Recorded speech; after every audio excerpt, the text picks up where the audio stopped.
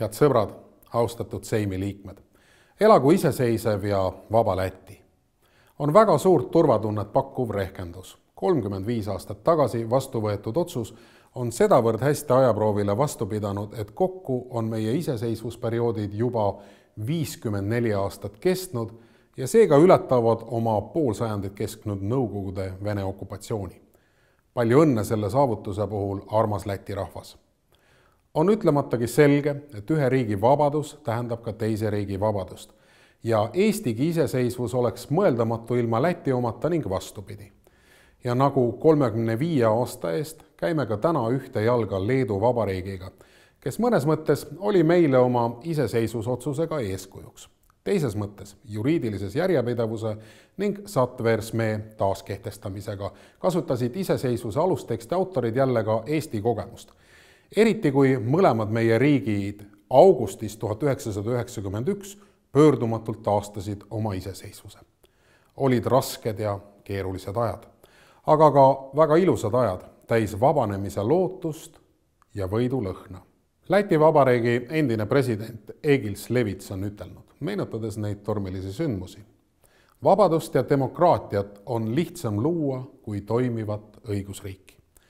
Tõepoolest, ka meie Eestis seisame silmitsi sama probleemiga, aga seda enam on mul hea meel kinnitada. Tallinnast vaadates paistab, et Läti seisab ülesannete kõrgusel ning ma loodan, et Riia vaatab samamoodi Tallinnas toimuvale.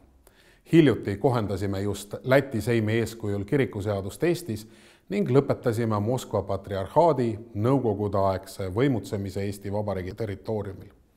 Suure huviga jälgime ka Läti tegevust keeleseaduse kehtestamisel hariduselus. Just nimelt niiviisi koos liikudes, üheskoos arutades ja toimides saavutame me suurema kindlustunda nii majanduse, julgeoleku kui ka kultuuri vallas. Kuid täna, teie pidupäeval, ei tahakski väga palju peatuda poliitikal ja võimalikel vaidlustel ajaolu üle. Tahaksin hoopiski osutada sellele, millel kõik põhineb. Minu meelest on selleks vundamendiks kultuur. Mitte asjata ei olnud meie taasvabanemise juures esirinnas kultuuriinimesed ja loojad, kirjanikud, näitlejad, teadlased ning muusikud. Ning loomulikult oli pinnas vabanemiseks kobestatud rahvakultuuri ringide ja seltside poolt.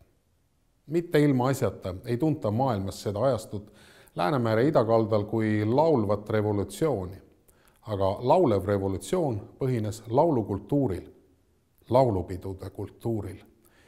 Meie Eesti esimene üldlaulupidu peeti 1969. aastal, Läti oma vaid 4 aastat hiljem.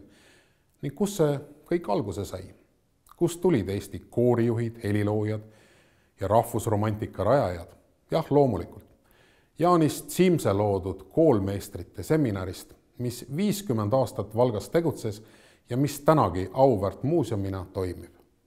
Pea 100 Eesti kultuuri ja hariduse alusepanijat ning iseseisvuse mõtteseemne külvajad tulid just Läti õpetaja koolist ning egas Läti endagi sama mõõtu tegijaid mujalt polnud.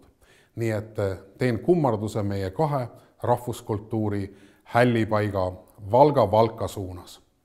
Lõpetuseks, aga head sõbrad, pidupäevadele järgnevad alati argipäevad.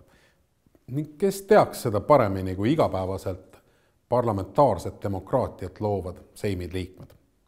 Soovin teile jõudu, tarkust ja vastupidavust pingetele, mida kaasaegne maailm sünnitab pea iga minut.